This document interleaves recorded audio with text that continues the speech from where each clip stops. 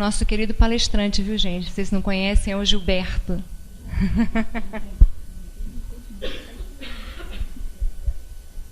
Que supera todos os impedimentos, não, viu? Mas o primeiro eu quero dizer que algumas pessoas, quando me viram o meu nome lá, falaram, e outra vez, coçaram a cabeça. Eu entendi a mensagem, entendeu? Mas não foi. Aquele dia, quem falou foi a Cristina. Porque eu tinha falado da quinta anterior, que a Lurimar pediu, porque a oradora ia faltar. E hoje também o Saulo, lá do Leon Denis, envolvido lá, eles estão fazendo uma Bienal 2, tem a Bienal 1 no Rio Centro, e eles fizeram uma também só lá no Leon Denis, muito sucesso até, e ele ficou, então, comprometido com esse trabalho, né? Mas sobre esse pondo de lado todo o impedimento da mensagem, eu me lembrei, porque é da natureza humana, normalmente nós ficamos em...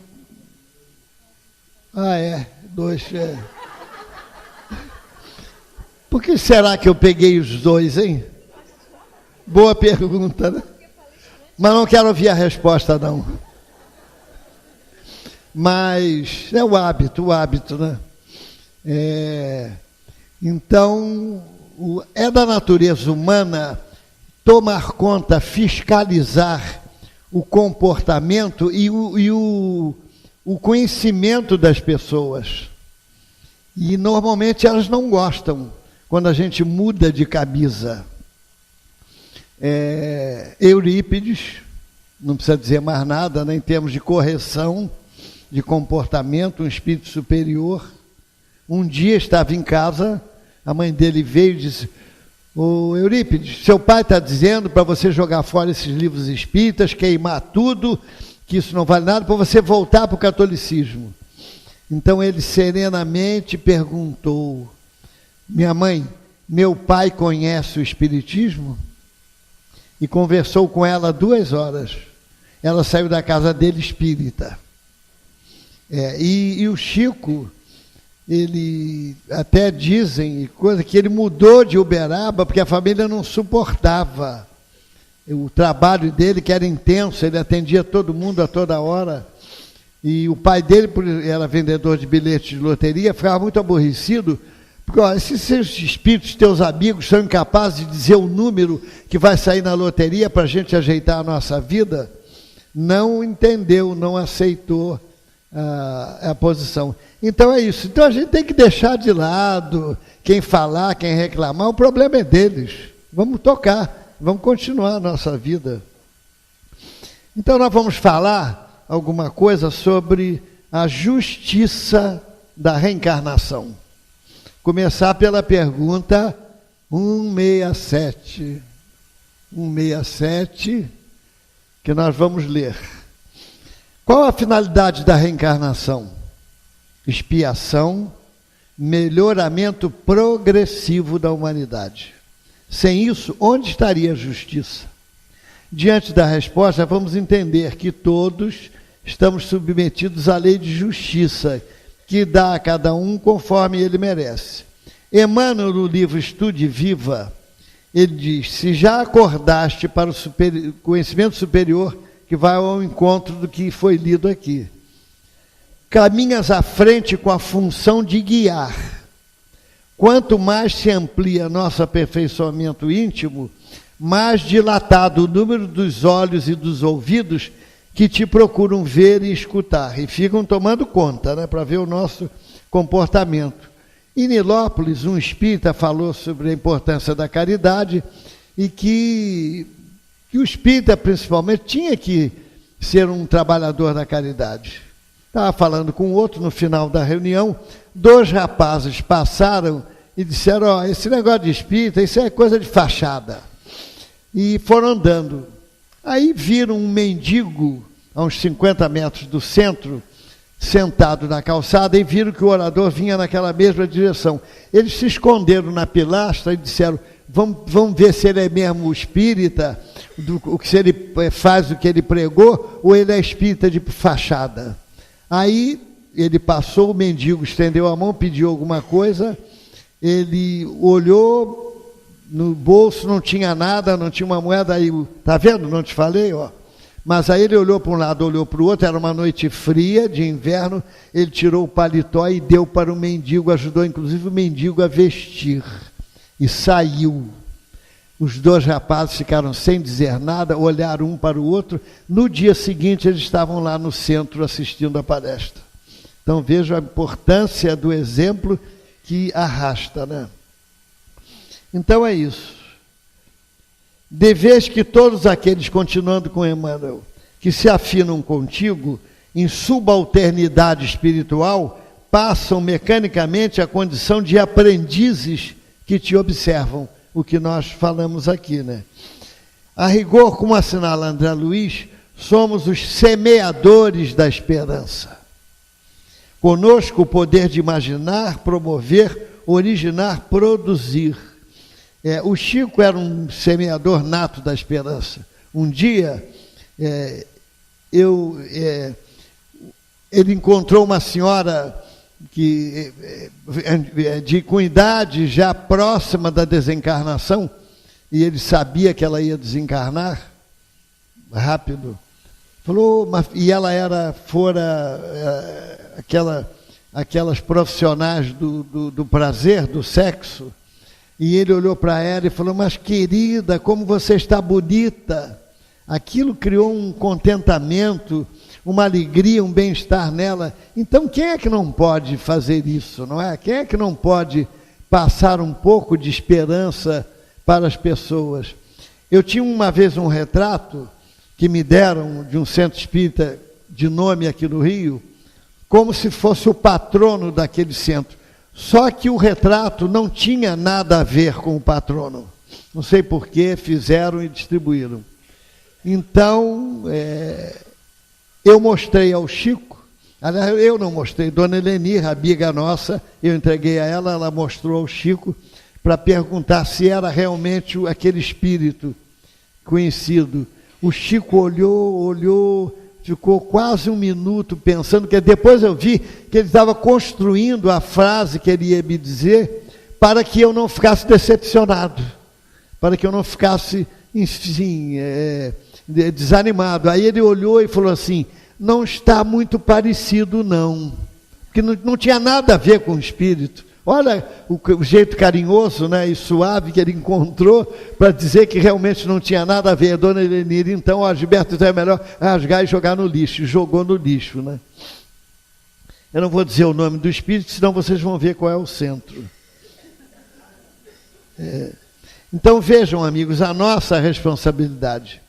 Quanto mais conhecimento, mais consciência se dilata para as questões da vida espiritual.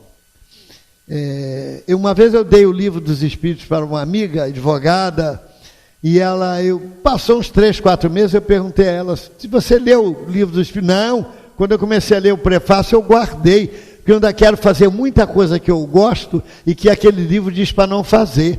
Então, pelo menos foi sincera, né? Foi com ela e deixou para ler, talvez, lá mais para frente, né? Frequentemente nós nos referimos à lei de causa e efeito e utilizamos sempre o lado negativo, o lado da punição, do resgate, né? Fala-se muito da lei de causa e efeito, isso. Não fala do efeito quando nós temos boas ações, não é? Então, Emmanuel, para justificar sofrimentos, esquecendo a possibilidade de estabelecer alegrias. Porque a lei de causa e efeito, quer dizer, a boa ação estabelece alegrias, a má ação estabelece sofrimento. Então a gente precisa falar das boas ações para confirmar e ampliar o conceito das consequências das alegrias. E Emmanuel então fala sobre esse tema. Antes do comboio a vapor, a eletricidade já existia. Os transportes arrastavam-se pela tração, mas foi preciso que alguém desejasse criar na Terra a locomotiva que se converteu a pouco e pouco no trem elétrico, aprimorando os sistemas de condução. Quer dizer, só para ilustrar hoje, um trem-bala, não é, que a gente anda, e o Luiz andou num trem-bala, e a 300 km por hora, sem um movimento, sem uma oscilação. Quer dizer, é o progresso, não é? E acontece mesmo no princípio moral. André Luiz nos fala que precisamos hoje, em toda parte, dos criadores da harmonia doméstica e social, dos desenhistas do pensamento reto, dos escultores das boas obras. E no livro Sol nas Almas, que temos aqui, ele disse, bom, isso eu falei e depois concluí com ele, nada pior para a criatura humana do que a indiferença. A indiferença, a criatura fica fria, não é? Ela não vai nem para um lado nem para o outro. Quer dizer, ela é morna, entendeu? Então, ó, gente, ser morno ou frio não é a melhor escolha. E aí, comenta André Luiz, existem pessoas que passam 5 anos sucessivos sem ver de perto um necessitado, sem sequer chegarem a crer que muitas criaturas desencarnam de inanição. Em outras palavras, participam dos acontecimentos sem observá-los. Os acontecimentos vão passando e não mexe com o sentimento dele, nem com a reflexão. Auxiliar, olha só, não demanda vocação. O que o auxílio pede? Para que a gente seja um auxiliador nato. O que ele pede? Pede vocação? Não, ele solicita. O que ele solicita para a gente? Gente, o sangue tem que correr nas veias, não pode ficar parado. Ele solicita, olha só,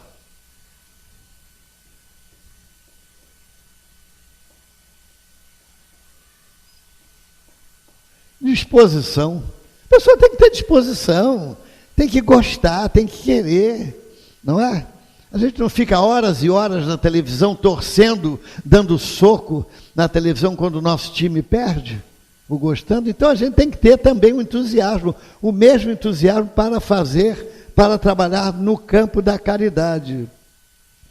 Não demanda vocação, solicita disposição com atividade sistemática no amparo aos outros. Quer dizer, muita gente alega imperfeição, quem sou eu, não tenho tempo, e constrói um rosário de lamentações para justificar a sua inércia, ter ficado no meio, nem de um lado, nem do outro, né? Então, para bem observar, continua André Luiz, imperioso, observar a lei de repetição, continuidade.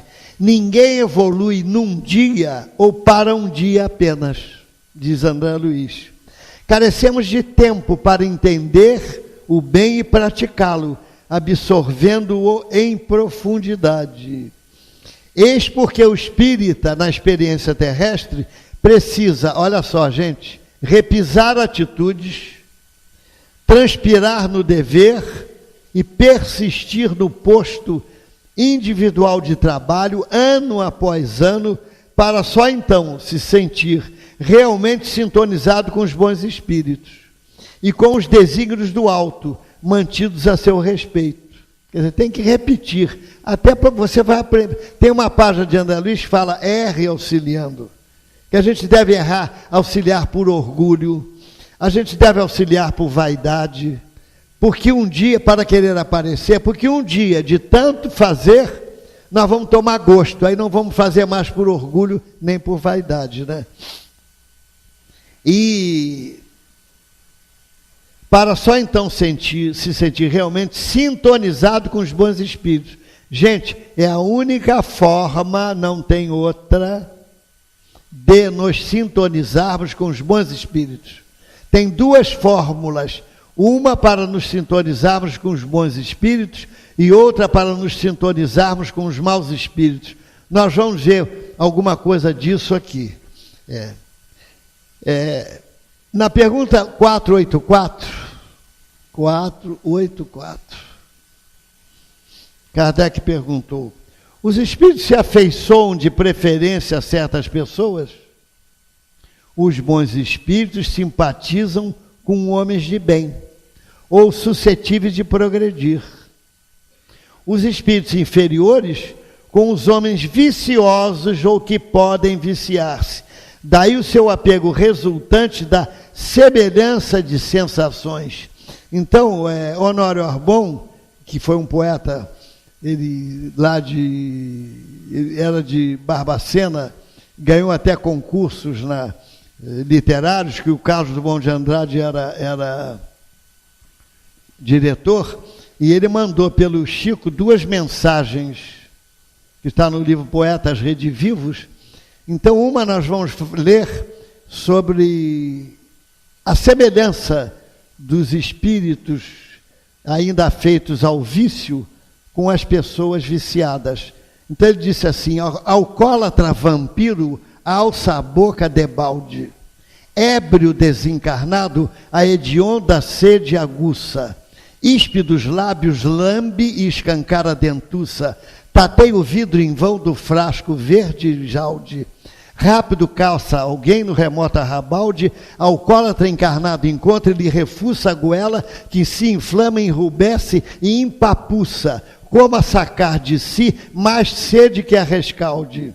Agarra-se o vampiro ao bêbado por entre as vértebras do peito e as vísceras do ventre, toma-lhe o braço e o corpo, estala a língua bronca, e a dupla bebe as tontas na calçada, cai de borco no chão, estira-se largada, delira, geme, dorme, espolinha-se e ronca.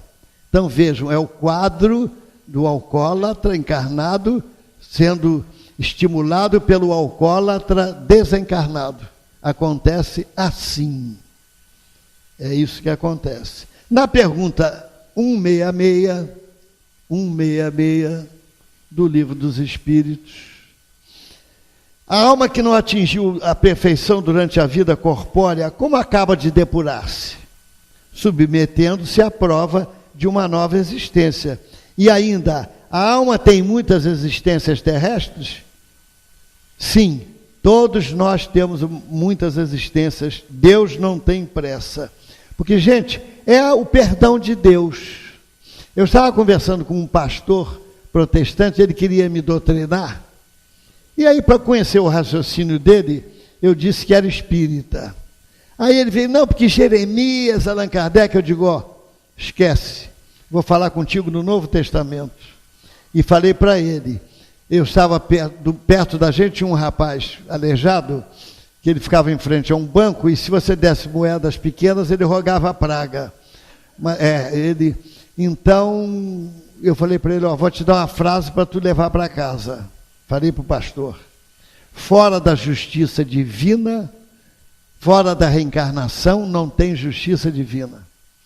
E aí falei, está vendo aquele rapaz ali? Tô. Ele falou, tô meio assim fraquinho, né? Olha para nós dois. É certo isso? Está certo? Está correto? Aí ele teve que dizer que não. Quer dizer, então é isso. Então, gente, o perdão de Deus chama-se reencarnação. Deus não tem pressa. Quantas encarnações a gente precisar, Ele nos concede para ver se a gente melhora, para a gente muda. Eu vou contar uma história real que Humberto de Campos contou no livro Pontos e Contos, chamado Estranhos Credores. Olha, foi o espírito mais iluminado que Humberto de Campos viu no plano espiritual.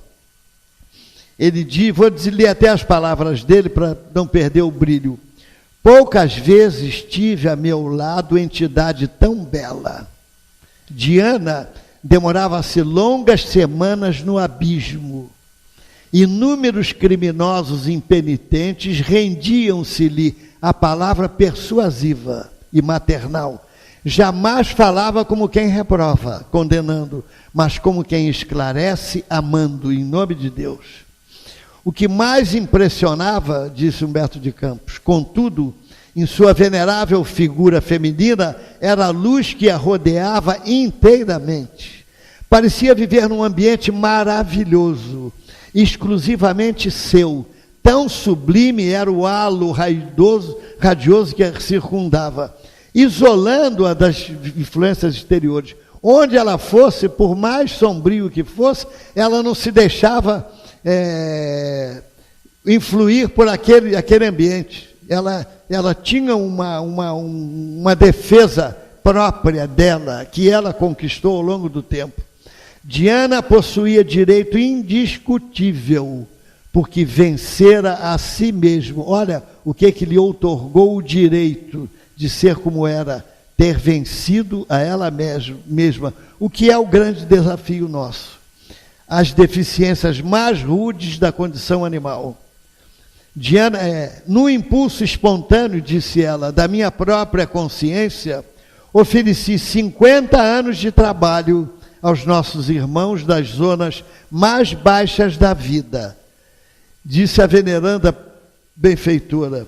Então ela disse por quê? Olha só, o ciúme, o egoísmo e a vaidade que nós conhecemos de perto, o ciúme, o egoísmo e a vaidade. Ou conhecemos porque temos, ou conhecemos porque sabemos que alguém próximo de nós tem ainda, né? Eram o meu trio de verdugos cruéis. Voltei à carne inúmeras vezes só para atacar o ciúme devastador, sem conseguir. Você reparou que tem gente espírita, sou ciumento, e não faz nada para vencer o ciúme. E vai desencarnar ciumento. Vai continuar ciumento do lado de lá e vai reencarnar de novo ciumento. Então por que não faz uma forcinha para pelo menos diminuir essa chama do ciúme agora aqui, já que a gente está aqui, sabe disso e tem essa ferramenta favorável, né? Só para combater o egoísmo e a vaidade. Regressei ao corpo físico, muitas vezes falhando nas mais insignificantes promessas. 9 vezes ela reencarnou para vencer o egoísmo e a vaidade sem conseguir. O ciúme ela reencarnou 6 vezes sem conseguir. Voltava ciumenta todas as vezes. Bom, envenenava bagatelas e se deixava perder por bagatelas. Envenenava meu companheiro pelo ciúme, destruía o lar pelo egoísmo e perdia os filhos através da vaidade. Quando me vi irremediavelmente sozinha, experimentei intraduzível pavor e amargoso desânimo. Muitos anos partilhei o desencanto da soledade quase absoluta. Até que um dia Diana recebeu a visita de nobre missionária do bem, que lhe contou a sua história idêntica. Superara seus obstáculos, voltando à terra na condição de mãe de filhos monstruosos. Em 70 anos de sacrifício incessante. Gente, o que é 70 anos para quem durante séculos e séculos não conseguiu vencer isso? O que é 70 anos? Não é nada. Foi assim que Diana reencarnou para receber, ela aceitou o alvitre, 4 filhos das esferas animais, abismais. Um cego, outro leproso e 2 aleijados. Ela não tinha afinidade com eles. Foram ferramentas, porque a maternidade só Deus sabe, não é? A maternidade tem encantos, tem poderes de amansar, não é qualquer sentimento diferente. Então, sozinha, sem parentes ou amigos, perambulou pelas ruas com os 4 filhos agarrados a ela. Quando me vi só com o filho leproso, que me acompanhou por 40 anos, ao completar os 70 anos, achava-me liberta do trio maldito: orgulho, egoísmo, vaidade e ciúme. A morte surpreendeu-me totalmente renovada, e com as bênçãos divinas pude entoar o meu cântico de vitória. Segundo verificam, sou devedora insolvável para com os irmãos do purgatório escuro. Em companhia deles, na reencarnação terrestre, aprendi lições que muitos séculos de aprendizado pacífico não me puderam ensinar. Salve a reencarnação, digo eu, passaporte ao futuro. E na questão 171, sobre o que se fundamenta o dogma da reencarnação? Sobre a justiça de Deus e a revelação, pois não nos cansamos de repetir. Os Espíritos que falam, um bom pai deixa sempre aos filhos uma porta aberta ao arrependimento, o que aconteceu com a nobre Diana que nós vimos, né? O dogma é um ponto fundamental, o único dogma da doutrina espírita é a reencarnação. É um ponto fundamental de uma doutrina religiosa apresentado como certo e indiscutível. A razão não diz que seria injusto privar para sempre, é Kardec falando, das notas sobre esta pergunta, da felicidade eterna, aqueles cujo melhoramento não dependeu deles mesmos? Todos os homens não são filhos de Deus? Somente entre os homens egoístas é que se encontram a iniquidade, o ódio implacável e os castigos sem perdão. E Kardec continuou, não estaria de acordo com a equidade, nem segundo a bondade de Deus, castigar para sempre aqueles que encontraram obstáculos ao seu melhoramento, independentemente de sua vontade, no próprio meio em que foram colocados. O pensamento de que essa inferioridade não o deserdará para sempre do bem supremo e de que ele poderá conquistá-lo através de novos esforços, o ampara e lhe reanima a coragem. Bom, agora vamos ver uma passagem no livro Vozes do Grande Além. Todos esses livros que eu estou citando, temos à venda aí na livraria. Esse Vozes do Grande Além, Instruções Psicofônicas, devem ser livros de cabeceira dos espíritas, porque são livros que surgiram das reuniões de desobsessão que o Chico Xavier participava. E a mensagem final, quem dava era ele, ou de espíritos contando os seus depoimentos, os seus fracassos, ou de mentores. É um livro rico de mensagens. Voz do Grande Além, Resgate. O Brandão, ele contou a sua história. Ele era uma pessoa extremamente materialista, conheceu uma moça muito ingênua, filha única de um senhor com idade, e que a esposa já tinha desencarnado. Então, filha de um senhor rico, ele, sem gostar dela, vislumbrou a ideia de casar com ela para usurpar-lhe a fortuna, porque ele era extremamente materialista. E foi o que aconteceu, ele casou com ela, ninguém é perfeito, não é? Acaba casando, então, e 4, 5 anos depois, o pai morreu, o sogro morreu. O que ele fez? Meteu uma procuração de plenos poderes entre os documentos e, ela assinou, ele vendeu tudo. Vendeu a riqueza da moça e partiu para a Europa. Ficou 5 anos lá, dissipando os valores entre vícios e prazeres. Ele começou a curtir um arrependimentozinho, porque a consciência permite o pecado, mas não permite que a pessoa desfrute o pecado em paz, disse um filósofo.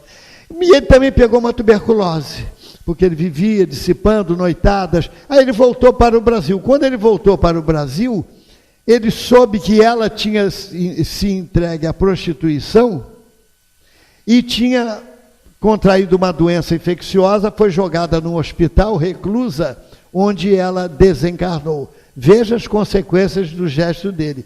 Bom, ele sofreu muito, abatido pelo remorso e a doença, ele desencarnou, sofreu muito no plano espiritual, até que ele resolveu mudar, foi atendido pelos benfeitores espirituais.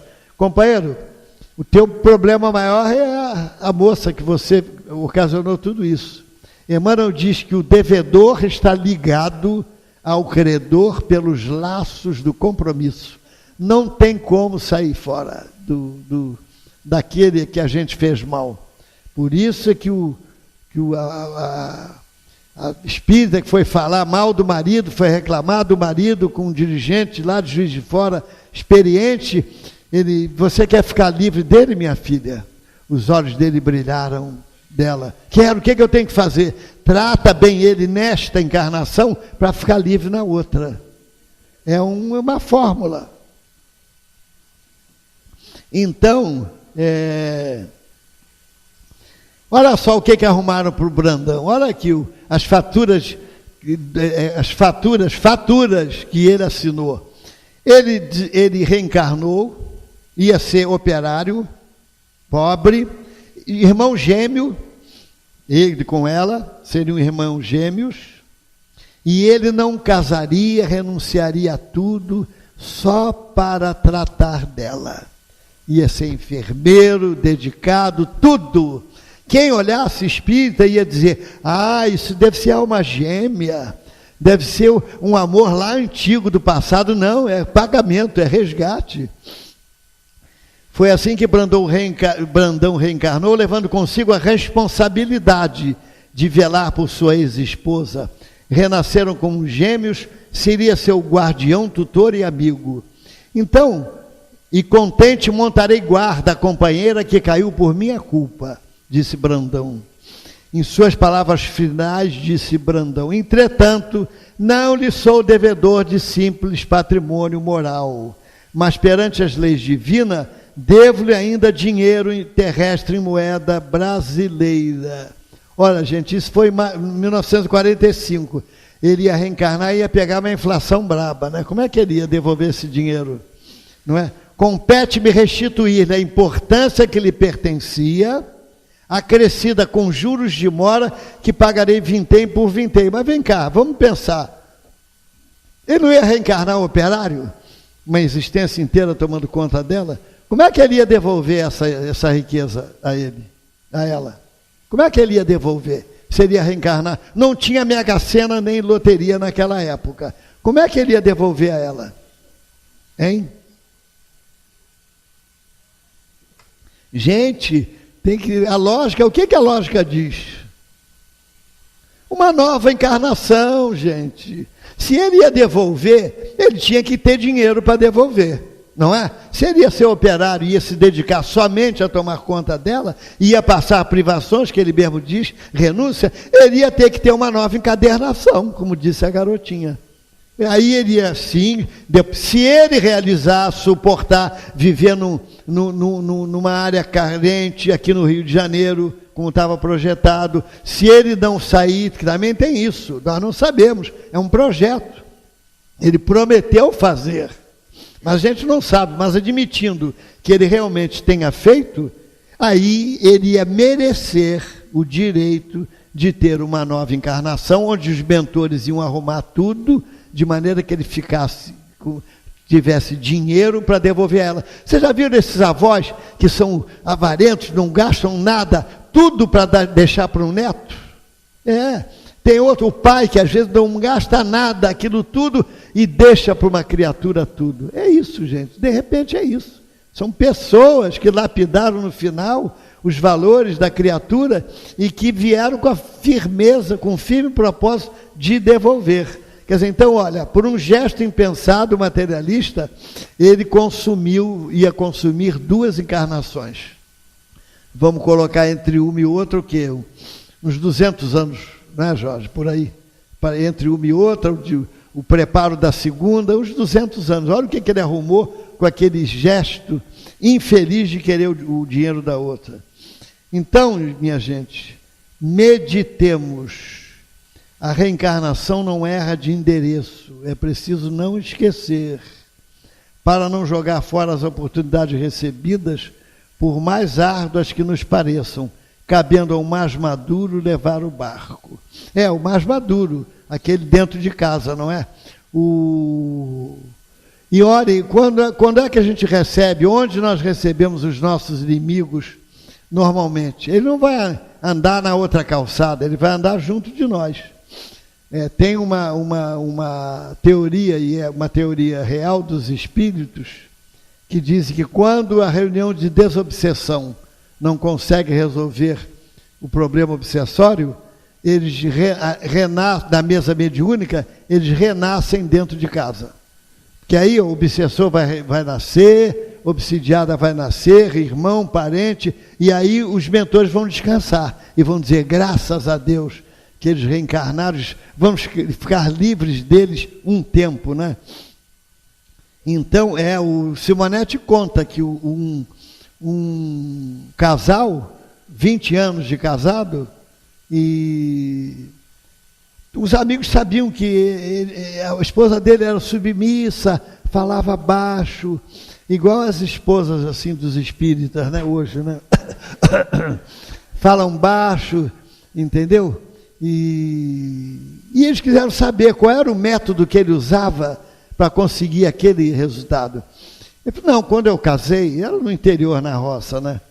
Quando nós fomos para a nossa casa, eu montei no cavalo, coloquei ela na garupa do cavalo, fomos andando e na primeira curva o cavalo tropeçou. Eu falei, primeira vez. Aí continuamos andando, o cavalo tropeçou de novo, eu falei, segunda vez. Mais uma curva e ele tropeçou, terceira vez, eu não tive. Aí eu peguei, tirei ela da garupa do cavalo, peguei a espingarda e dei um tiro no cavalo e matei ela. Seu desalmado, como é que você faz isso com um cavalo, um bicho que não tem nada com isso? Eu olhei firme nos olhos dela e disse, primeira vez. Bom, hoje, o que ninguém nos ouça, eu acho que elas sacariam primeiro do que ele.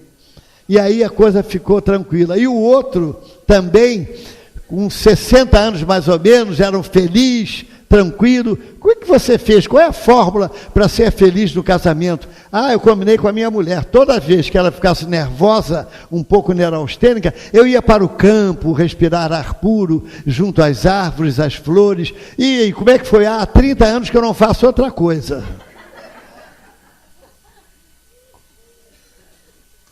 Mas é isso, gente. Olha, terminamos cedinho, né? Mas terminamos.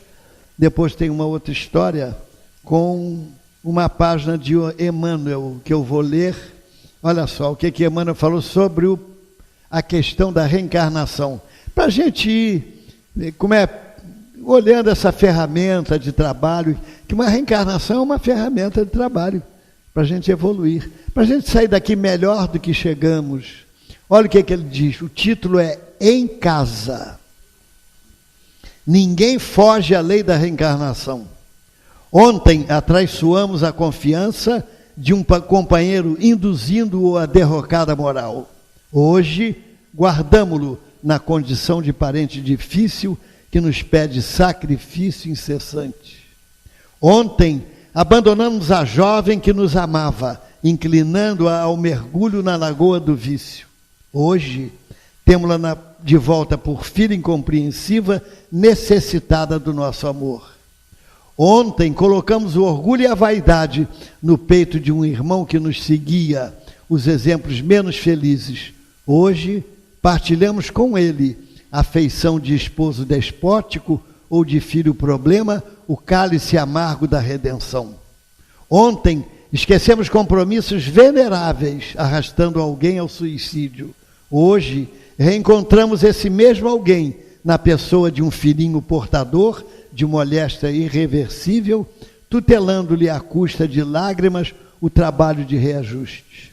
Ontem abandonamos a companheira inexperiente, a míngua de todo auxílio, situando-a nas garras da delinquência. Hoje, achamo-la ao nosso lado, na presença da esposa conturbada e doente, a exigir-nos a permanência no curso infatigável da tolerância. Ontem dilaceramos a alma sensível de pais afetuosos e devotados, sangrando-lhes o espírito a punhaladas de ingratidão. Hoje moramos num espinheiro em forma de lar, carregando fardos de angústia, a fim de aprender a plantar carinhos e fidelidade. À frente de toda dificuldade, de toda prova, abençoa sempre e faz o melhor que possas. Ajuda os que te partilham a experiência, ora pelos que te perseguem, sorria para os que te ferem e desculpa todos aqueles que te injuriam. A humildade é a chave de nossa libertação, e sejam quais sejam os teus obstáculos na família, é preciso reconhecer que toda a construção moral do reino de Deus perante o mundo começa nos alicerces invisíveis da luta em casa. E eu completo porque hoje é fácil, hoje ser espírita não é fácil. Hoje a gente tem ar, não ligar o ar não, né? Mas tem ar, tem, enfim, tem internet, A gente bota, tem gente, olha, que escuta, eu tenho uma amiga que ela escuta os livros, os romances, no celular. Vai dirigindo de carro, bota o fone de ouvido, então ela lê, quer dizer, ouve vários livros e mais livros espíritas pelo celular. No tempo de Jesus, gente, a coisa era mais difícil. Era, Pedro e Jesus voltavam de um dia de muito trabalho em Cafarnaum, trabalharam muito, Jesus fez muitas curas, e chegou de noite, quando eles iam para Cafarnaum, a estrada, tudo escuro, Pedro notou que Jesus estava cansado e resolveu, mestre, vamos ficar numa pousada, algum lugar que possa acolher a gente? O senhor está cansado, eu também estou. Aí Jesus aqueceu, primeira casa que viram, foram lá, Pedro bateu, veio um homem mal encarado, olhou para os dois, mal vestidos, né? Vestidos simplesmente, aí, o que vocês querem? Bom, nós estamos cansados, queremos pernoitar aqui. Ele falou, tem um salão lá atrás com algumas almofadões, se quiserem vão ficar lá. Aí quando eles entraram, eles notaram que aquela casa era como se fosse um clube para os homens da cidade, da região, se divertirem. Então Pedro colocou Jesus no canto e ficou na frente dos almofadões. Mas passou uns 5 minutos, 10, uma voz se fez ouvir lá. Mas escuta, a gente não sabe que tipo de pessoas estamos abrigando, eles podem ser malfeitores, então vamos dar um corretivo neles. Aí uma voz, então, vai lá e apanha aquele que está na frente dos almofadores. Apanharam Pedro ainda sonolento aquilo tudo, e deram 10 bastonadas com aquele bastão igual o do guarda americano, que é grosso e grande, nas canelas de Pedro. Pedro voltou com as canelas vermelhas, reclamando com Jesus, contou o que houve. Jesus tentou consolá-lo e disse, pois é, Pedro, nós trabalhamos bastante, servimos, e você sofreu, mas por hora é o que está destinado aos seguidores, aos meus seguidores. Aí Jesus foi e colocou Pedro no canto e ficou na frente dos almofadões. Aí uma outra voz se fez ouvir, mas vem cá, não é justo só um dos malfeitores apanhar, vai lá e apanha o que está no canto. Aí apanharam Pedro de novo no canto. Ele não entendia nada, coitado, voltou mais 10 bastonadas, canelas vermelhas, voltou, contou para Jesus aquilo. Pois é, mestre,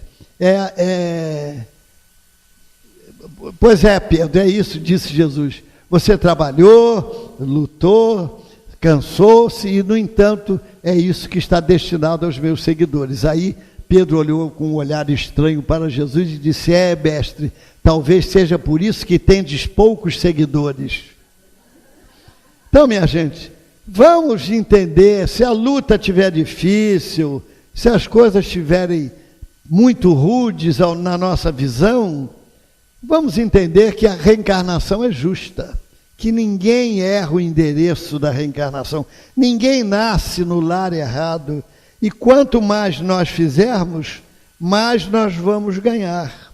Uma médium, eu me lembrei, juro que é a última que eu vou contar, viu? Uma médium, ela viveu 20 anos com o marido, e o marido batia nela quase todo dia, mas pancadas leves, senão ela tinha desencarnado, 20 anos apanhando. E o diretor da reunião mediúnica disse, vem cá, você vai suportar isso até quando? Até quando eu puder. Você deve se separar dele, hein? Bom, 2 anos depois, ela contraiu um câncer.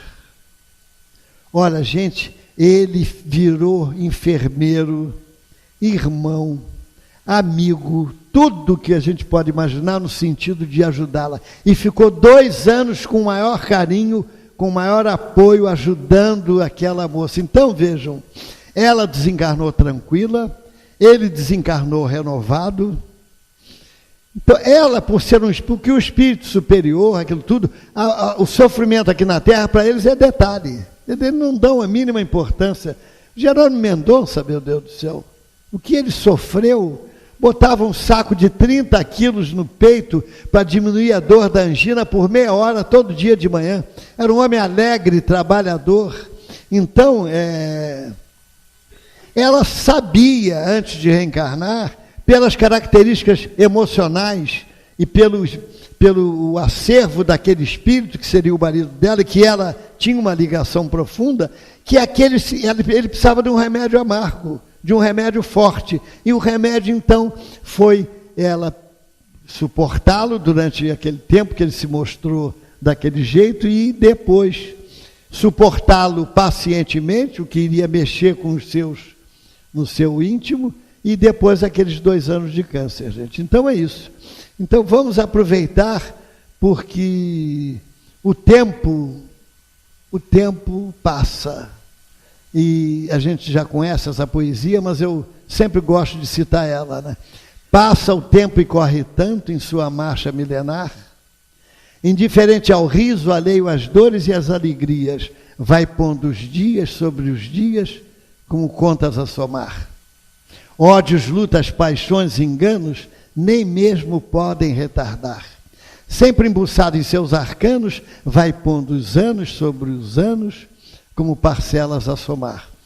Passa o presente a ser futuro, passa o presente a ser passado, passa o futuro a ser presente e a ser passado a de passar, enquanto o tempo indiferente, seu constante caminhar, em sua marcha indefinida, vai pondo vida sobre vida em sua eterna conta de somar. Muita paz a todos.